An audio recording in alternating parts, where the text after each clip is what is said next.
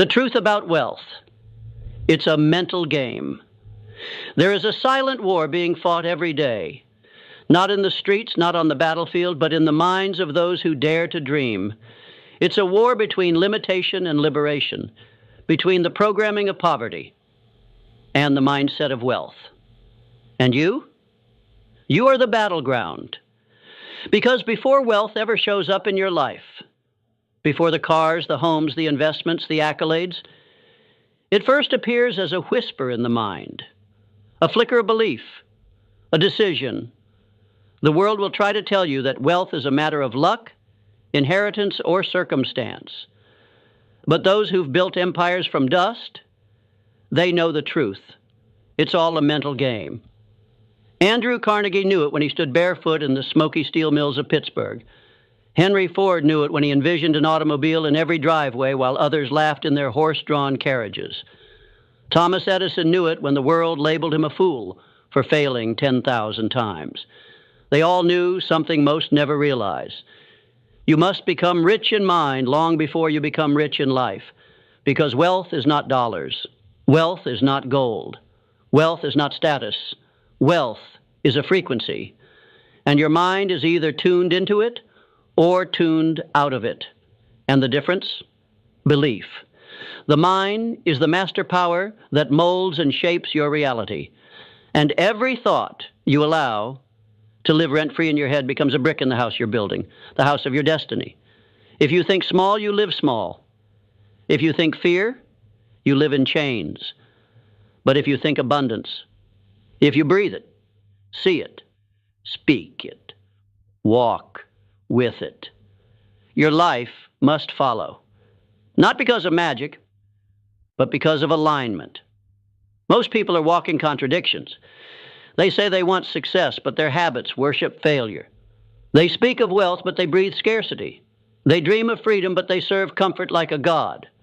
They wait for a sign, a breakthrough, a mentor, a moment, but the only thing they really need is a shift, a violent, irreversible shift in their own thinking. That's where it begins. That's where it has to begin. See, your mind is like a field, and your dominant thoughts are the seeds. Plant weeds, get weeds, plant greatness, and with time, persistence, and care, you'll grow an orchard that feeds generations.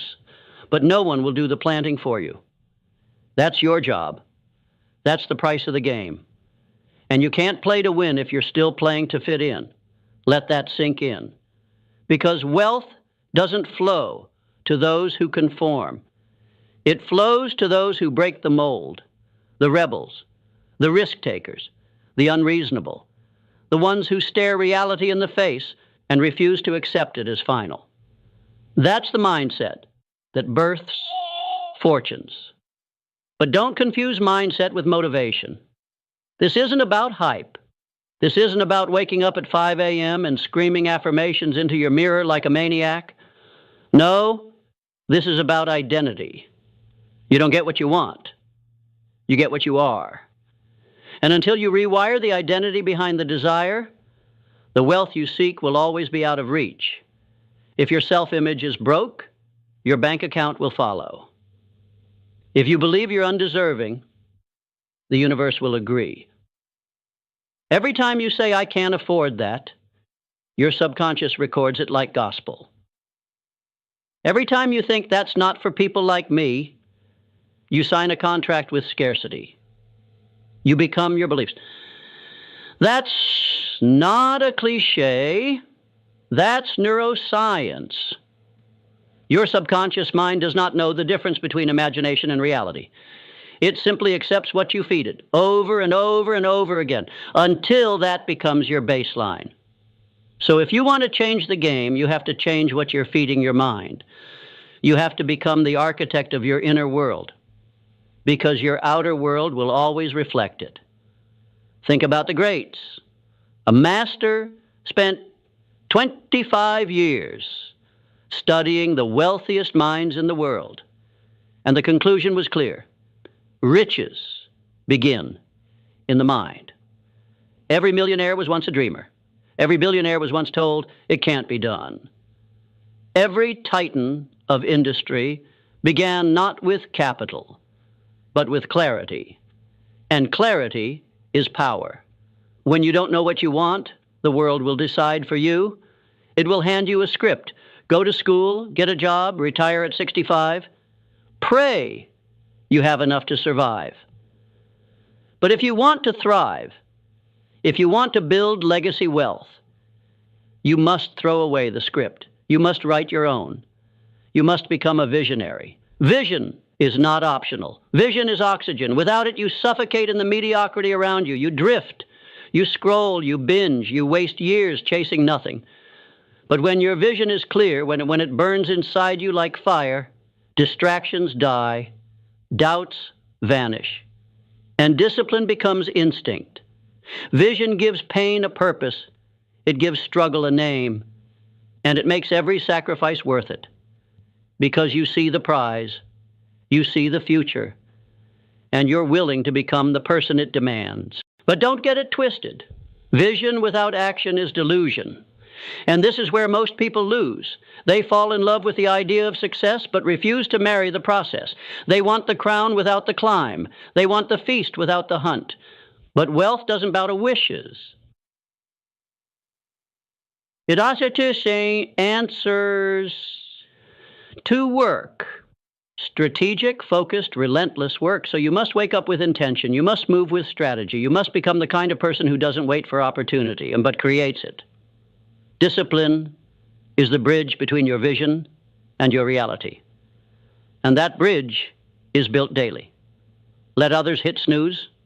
You get up. Let others talk. You execute. Let others complain. You adapt. Because while the world scrolls, you build. While they hesitate, you decide.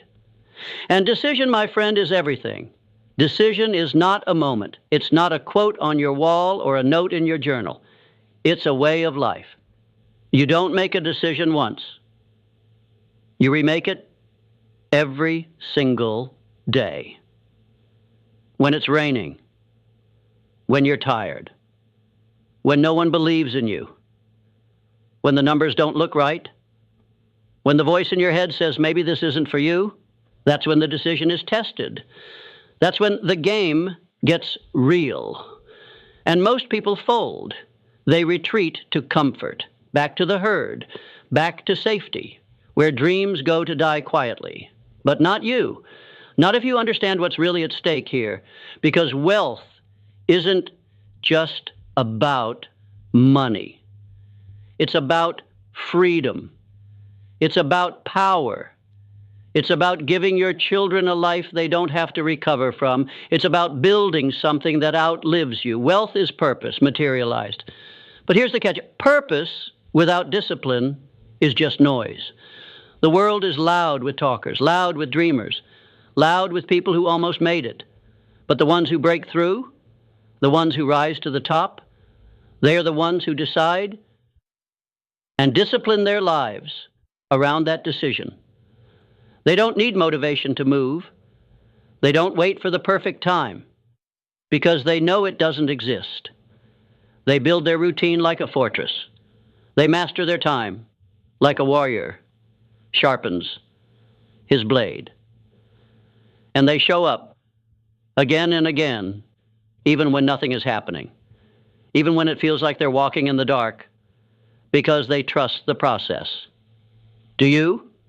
Do you trust yourself enough to endure before you can enjoy? Can you move without applause? Can you walk through the desert when your thirst for results is killing you? Because that is the test, and wealth only shows itself to those who pass it. That's why gratitude isn't just some feel-good idea you post online. It's a weapon. Gratitude is how you stay rich in spirit before the world pays you in cash. It's how you stay grounded when the storms come, and they will come. Gratitude shifts your focus from what's missing to what's moving. It opens your eyes to momentum, to opportunity, to the small wins you might have overlooked. And in the world of wealth, energy is everything. Gratitude's energy. You attract what you are, not what you wish for. When you complain, you block the flow. When you envy, you poison your own potential. But when you live in gratitude, you unlock a magnetism. You stop chasing and start drawing in. That's not philosophy, that's physics. Energy flows where attention goes. And attention is a currency. Most people spend it on nonsense, on gossip, on fear, on scrolling through highlight reels of other people's lives. They waste their mental wealth every single day, and then wonder why success feels so far away. You want real wealth? You must become rich in attention, rich in focus, rich in mental discipline, because wealth will not reward your desires.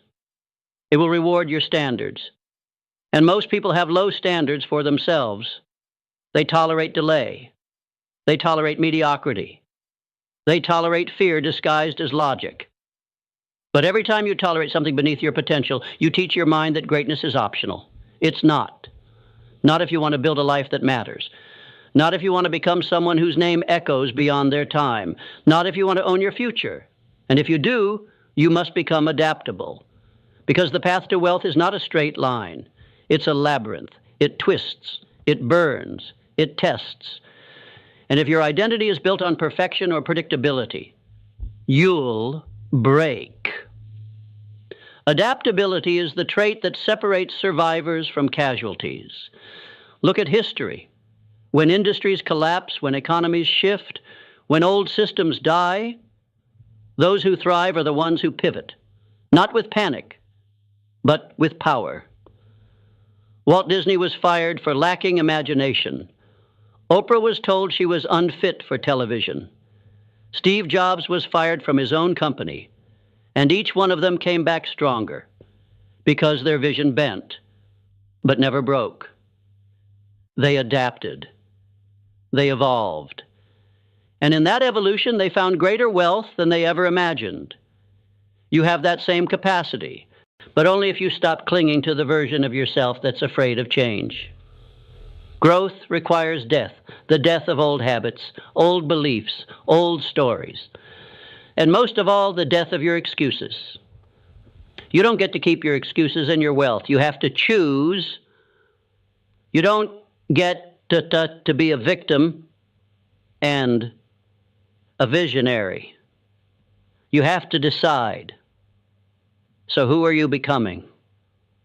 Because that is the question wealth will ask of you, not once, but every single day. It will ask, can you keep growing when things get hard? Can you reinvent yourself when the plan breaks down?